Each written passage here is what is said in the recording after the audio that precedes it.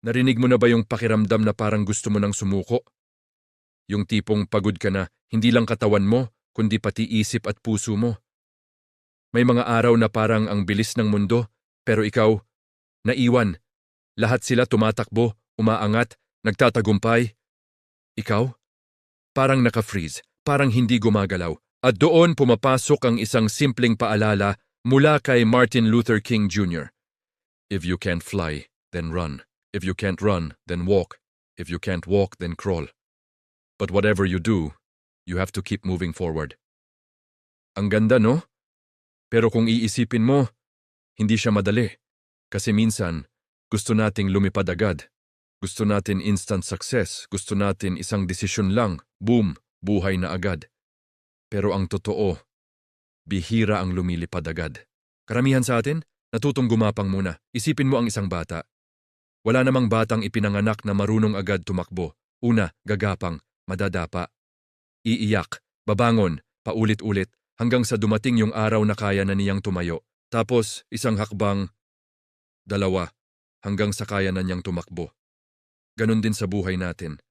Minsan, hindi mo kailangan maging mabilis. Ang kailangan mo lang, hindi huminto. Kasi ang totoo, hindi naman race ang buhay. Hindi ito paunahan. Hindi ito paramihan ng achievements. Ito ay consistency. Ito ay pagpapatuloy kahit mahirap. May mga araw na okay ka, motivated ka, inspired ka, parang kaya mong gawin lahat.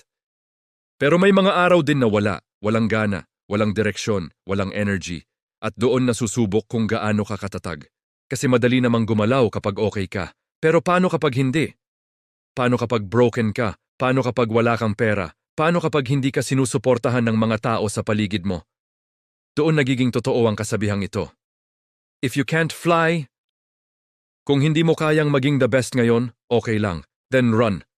Kung hindi mo kayang maging perfect, gawin mo na lang ang kaya mo. If you can't run, kung hindi mo kayang mag-perform sa mataas na level, bawasan mo lang ang pace. Then walk. Kung pagod ka na, dahan-dahan lang. If you can't walk, at kung sobrang bigat na, kahit gumapang ka na lang, pero wag kang hihinto. Kasi bawat galaw, kahit gaano kaliit may ibig sabihin, may direksyon, may progreso. Minsan kasi mali ang sukatan natin ng success. Akala natin success lang kapag malaki ang resulta, kapag may recognition, kapag may applause. Pero hindi. Minsan, ang tunay na success, yung bumangon ka kahit ayaw mo, yung tinuloy mo kahit mahirap, yung hindi ka sumuko kahit gusto mo na. At alam mo ba? May mga taong tahimik lang, pero sobrang lalakas. Hindi sila sikat, hindi sila viral. Pero araw-araw, gumagalaw sila. Tahimik na lumalaban, tahimik na umaabante, at yun ang tunay na lakas. Hindi mo kailangan ipakita sa mundo na malakas ka. Ang mahalaga, alam mo sa sarili mo na hindi ka sumusuko. Kasi darating ang panahon, yung paggapang mo ngayon, magiging paglakad. Yung paglakad mo, magiging pagtakbo, at balang araw, baka lumipad ka rin. Pero hindi mangyayari yon kung titigil ka ngayon.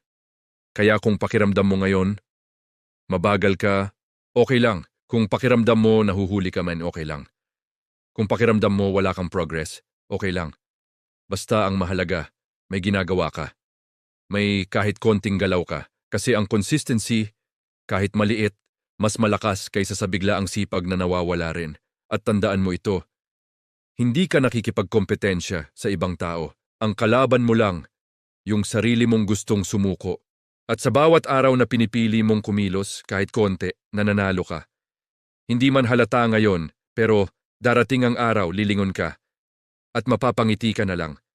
Kasi mapapansin mo, ang layo mo na pala. Hindi dahil mabilis ka, hindi dahil perpekto ka, kundi dahil hindi ka huminto. Kaya kung may pinagdadaanan ka ngayon, kung pakiramdam mo ang hirap na, ito lang tandaan mo, hindi mo kailangang lumipad agad. Hindi mo kailangang maging mabilis. Hindi mo kailangang maging perpekto. Ang kailangan mo lang, magpatuloy. Kahit dahan-dahan, kahit pagod, kahit gumagapang ka na lang, basta tuloy. Kasi sa mundong maraming sumusuko, ang hindi pagsuko, isa ng tagumpay. At baka, yun na ang simula ng pinakamalaking pagbabago sa buhay mo.